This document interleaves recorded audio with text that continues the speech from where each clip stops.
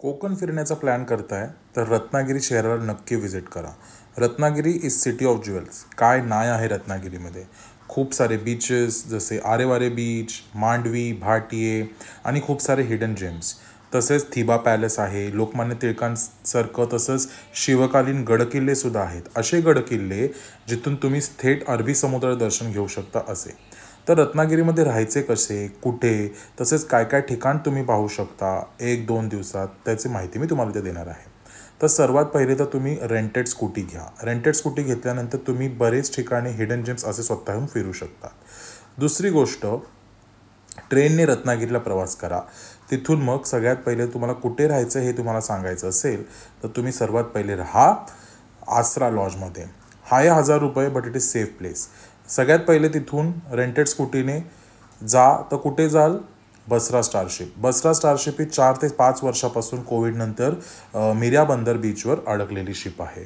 ही ship आता काही काळानंतर डगमगली आहे. कोकणात लालपरीचा प्रवास तर खूप सुंदर असतो, पण मी स्कूटी रेंट केल्याने मी स्कूटीने प्रवास केला.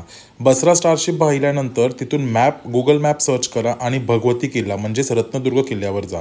रत्नदुर्ग किल्ला हा बहामनी काळात बांधलेला गेला असून तिथे कान्होजी आंग्रेंनी त्यांची एक युद्ध लढवली आणि हा भगवती किल्ला स्वराज्यात सामील करून घेतला. हा किल्ला इतका सुंदर आहे. तसेच तिथे कान्होजी आंग्रेंचे स्मारकसुद्धा आहे. एक दीपमाळा आहे व भगवा झेंडा आहे. हा किल्ला समुद्र तटावर बांधला असून स्वराज्याचे अभिराज्य कसे अरबी समुद्रावर शिवाजी महाराजांनी टिकवून ठेवले याची साक्ष देतो. तुम्ही सर्वात पहिले कान्होजी आंग्रेंचे स्मारकाचे दर्शन घ्या. त्यानंतर भगवती देवीचे दर्शन घ्या. भगवती देवीच्या नावावरूनच ह्या किल्ल्याचे नाव भगवती असे ठेवले, परंतु हा रत्नागिरीचा दुर्ग असल्यामुळे रत्नदुर्ग. रत्नदुर्गच्या समोरच उभा ठाकला आहे शिवसृष्टी. छत्रपती शिवाजी महाराज तसेच स्वराज्यासाठी लढलेले तानाजी मालुसरे, बाजीप्रभू देशपांडे या सर्वांचे स्मारक रत्नदुर्ग शिवसृष्टीमध्ये आहे. ते सुद्धा नक्की दर्शन घ्या. मुसळधार पावसामुळे बसरा स्टारशिपचे 2 तुकडे झाले आहेत, परंतु तुम्ही इकडे नक्की व्हिजिट करा बिकॉज शिपसोबत इकडे निसर्गरम्य वातावरण आहे. एका ठिकाणी निळाशार समुद्र, तसेच अथांग लाटा, तर दुसऱ्या ठिकाणी अशी नारळाची मोठीची मोठी झाडे.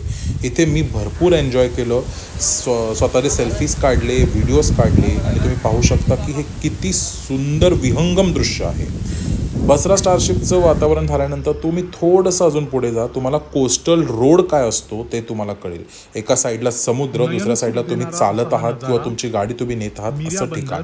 त्यानंतर मीरा एंड पॉईंटला जा. मीरा एंड पॉईंटवर तुम्हाला मरीन ड्राईव्ह सारखी फिलिंग येईल.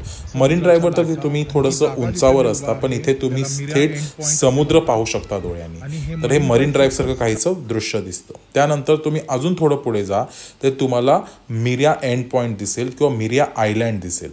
तिथे तुम्हाला असं एक ठिकाण शांत बसून तुम्ही चहा वगैरे पिऊ शकता. तसेच अशी टुमदार घरे सुद्धा पाहू शकता. इतकं